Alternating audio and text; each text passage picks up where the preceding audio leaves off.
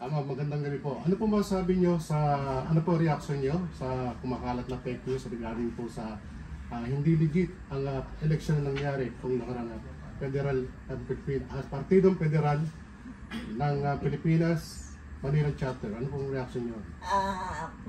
Magpapakilala po muna ako. Ako po si Yolanda Ocampo Lopez, ang dating ang Vice President ng Partido Federal ng Pilipinas Manila Chapter noong 2022. Ngayon po ay nahalala kong Presidente ng Partido Federal ng Pilipinas Manila Chapter. Yung kumakalat po ng mga fake news na yung mga kumakalat ng mga fake news, yun po ay hindi katotohanan. Nagkaroon po kami noong July 15 ng meeting ng aking mga kasamahan ng mga miyembro ng Partido Federal ng Pilipinas Manila Chapter. At noong August 15 po ay muli kami nagkaroon ng meeting para po mabuong muli ang Partido Federal ng Pilipinas Manila Chapter. At noong September 15, 2024 ay nagkaroon kami ng legal na eleksyon. At dito po inahalala ko bilang presidente ng Partido Federal ng Pilipinas Manila Chapter at yung mga kasamahan ko akong nahalal na Vice President at Secretary General at mga ibang opisyalis po.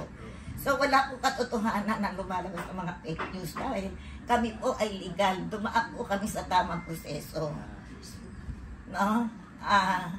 Kaya po ako nag-initiate na magkaroon ng pagpupulong dahil po para mabuong muli ang Partido Federal ng Pilipinas Manila Chapter. Dahil noong po ay nawala na po yung mga kasamahan ko. Iniwan na po nila sa ere. Sa katotohanan po, ako po ang nilapitan ni Gary Capulong dahil siya po ang presidente ng Partido Federal ng Pilipinas noong 2022. Ako naman po ang kanyang vice president. So, nilapitan po niya ako para magkaroon kami ng headquarters na wala po kami pondo. So, ang ginawa ko po bilang vice president, tumulong naman po ako. Lahat po ng gamit na para sa headquarters, ako po lahat ang bumili nun. Dahil ang hirap po sa akin si Gary Capulong ng halagang 250,000. Sa kanya ko po binigay, kasama po si Javier Peruelo. At yun po ang pinambili at ginamit para sa headquarters. Ultimo po, electric fan, mga lamesa, mga upuan, gamit sa mong headquarters. Pati nga po yung mga walis, kandado ng headquarters, pakain sa mga tao. Yan, lahat po yan ay ginastos ako po para makatulong po ako sa Partido Federal ng Pilipinas sa headquarters sa Manila Chapter. Ngayon, after po ng eleksyon, bumalik po ako sa headquarters. Wala na po ako natatnan. Ultimo si Gary Capulong, pinagtaguan na po niya ako. Pati yung mga kasamahan po namin nawala na. Pati yung mga gamit na nasa loob ng headquarters nawala na isa-isa. Wala na po akong nakuha kahit 1 centavo. Hindi ka nabayaran? Hindi po ako nabayaran. So, ayan, yung iba po namin kasamahan, yung mga kasamahan ko po ngayon, kaya po nabuo muli ang Partido Federal ng Pilipinas Manila Chapter, ay nagkaisa po kami. Nagkaisa po kami para mabuong muli ang Partido Federal ng Pilipinas Manila Chapter. Kinakailangan na po namin ito dahil marami po mga taong lumalapit sa amin. Hinahanap po ang Partido Federal ng Pilipinas. Ultimo po yung mga taong kinuha namin na hindi po nabigyan ng partisipasyon. Nung halalan po, kinuha po sila mga watcher, pero wala po sila natanggap na na biyaya para maging watcher ng Partido Federal ng Pilipinas sa mga kandidato dito. Ngayon po, ang ginawa po namin, nag-endorse po kami nang alam po namin na makakatulong po sa amin sa Partido Federal ng Pilipinas Manila Chapter. Ito pong taon na to,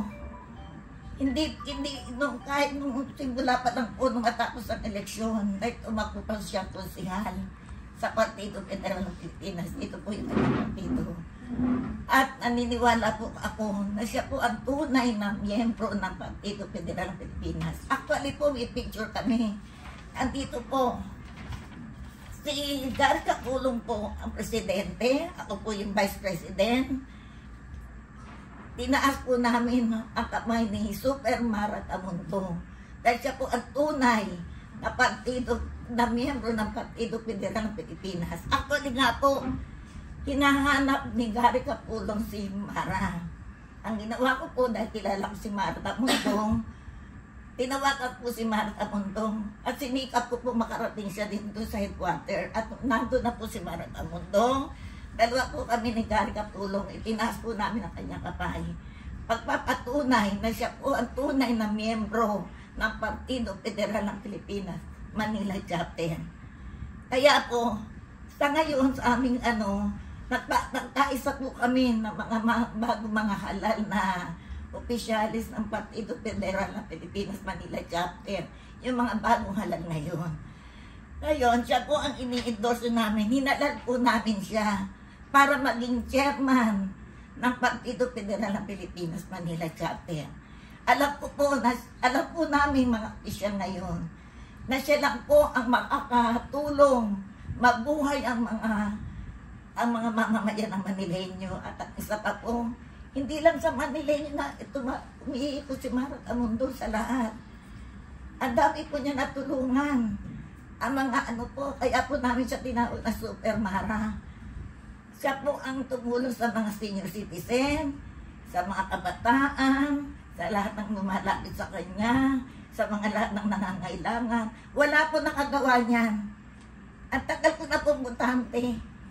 Sa edad ko po ngayon, ang tagal ko na pumutante. Wala akong nakitang tao na katulad ni Mara Tamundong. Kaya nagpapasalamat po kami at nakilala po namin si Mara Tamundong. May future tayo kay Mara Tamundong. Kaya po, siya po ang napili namin na maging chairman ng Partido Federal ng Pilipinas, Manila Chapter. At nagpapasalamat po ako sa lahat dahil tinanggap po din nila si Mara Tamundong para po sa Partido Federal ng Pilipinas. At para patunay po na ako po ay Vice President, ito po yung aking Vice President of 2022 na Partido Federal ng Pilipinas, Manila Chapter. Ito po nagpapatunay, meron po akong ID, may perma po yung ID ko, at ito po yung aming uniform. At ito naman po kami si Gary Capulong, siya po yun noong presidente, ako yung vice president. Ito naman po si Mara Tamundo. Kaya, hindi po wala pong katotohanan ang mga lumalabas sa fake news. Dumaan po kami sa tamang proseso. Dumaan po kami, sinundon po namin yung bylaws and provision ng Partido Federal ng Pilipinas. Kumpleto po kami ng dokumento. Sa mga nagkakalat ng fake news at mga may sinasabi tungkol sa aming grupo, wala po katotohanan yan. Maglabas po sila ng kanilang dokumento, pakitaan po kami kung sino ang totoo, kung sino ang may katotohanan. Ilabas po nila papeles nila at kami mo naman po, hinahango po namin sila na ilalabas namin ang aming mga dokumento. Dumaan po kami sa tamang proseso. Sila po ba dumaan sa tamang proseso? So pakitaan na lang po kami ng papeles kung sino po ang totoo sa amin. At marami po mga naghahanap niya kay Gary Capulong. May mga atraso po yan, hindi po ako naninira, pero yan po ang katotohanan. Dahil isa po siya, may atraso po siya sa akin. Kaya po hinahanap po siya. Haharapin ko po siya ng harapan. Tingnan natin po kung sino sa amin ang may katotohanan. Kaya ako po ay nagsumikap din para mahalal din po ako dito, presidente. Naging vice president po ako, hindi niya po pinansin na pagiging vice president ko. Ang pinansin niya po, yung paglapit na sa akin para mag-finance sa headquarter. Dahil wala po kaming pondo nung araw. Kaya po ang katotohanan. Marami pong salamat. Sana po ay maliwanagan ang mga pinalalabas nilang fake news. Kami po ang tama, kami po ang tunay na Partido Federal ng Pilipinas, Manila Chapter, mabuhay. Sa lang po paglilinaw. Dahil nagtataka po ako kung paano naging chairman si Atty. Alex Lopez sa Partido Federal ng Pilipinas. Samantalang, noong November 15, 2021, siya po ay substitute lamang. Si Super Mara Tamundong po ay nanumpa sa Partido Federal ng Pilipinas, Manila Chapter noong October 8, 2021. Sa Makatwid, ang tunay na miyembro ng Partido Federal ng Pilipinas, Manila Chapter ay walang iba kundi si Mara Tamundong. Ma'am, pwede po bang malaman kung ano po yung atraso sinasabi niyo regarding po kay Gary Capulong? Ang atraso ginawa sa akin ni Gary Capulong, yung 250,000 na hiniram nila sa akin para ipinansa headquarters ng Partido Federal ng Pilipinas sa headquarters sa Bahado Espresso sa Balok, Manila, ay hindi na bumalik sa akin. Actually nga po, ay inisyuhan nila ako ng cheque. 5 cheque po ito. Lahat po, diniposito ko po yan dahil kailangan ng makuha ko yung aking nilabas na pera. Lahat po yun tumalbog. Tumalbog po lahat yun. Nang hinahanap ko na po siya para bayaran ako, ay hindi wala na po ako nakitang Gary Capulong. Kaya po, yan ang atraso niya sa akin. Kailangan magpakita siya sa akin ngayon.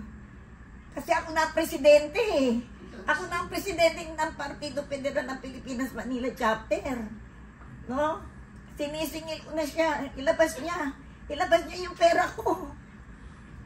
At yung sinasabi niyang fake news, siya ang nagpalabas sa fake news eh. Nakatanggap ako ng nakatanggap ako ng picture. Kami daw ay fake. Siya ang fake. Kasi ultimo yung pera na wala siyang mailabas na pera para mabayaran ako. Kaya sila po yung fake. Marami pong salamat. Mabuhay ang Partido Federal ng Pilipinas, Manila Chapter! Mabuhay si Super Mara Tamundong, ang chairman ng Partido Federal ng Pilipinas, Manila Chapter! Mabuhay ang Manileño! Mabuhay ang buong Pilipinas, kasama ng buong Pilipinas! Dahil may future tayo kay Super Mara Tamundong, ang mayor ng Manila 2025. Mabuhay ang Super Mara Tamundong. Salamat po.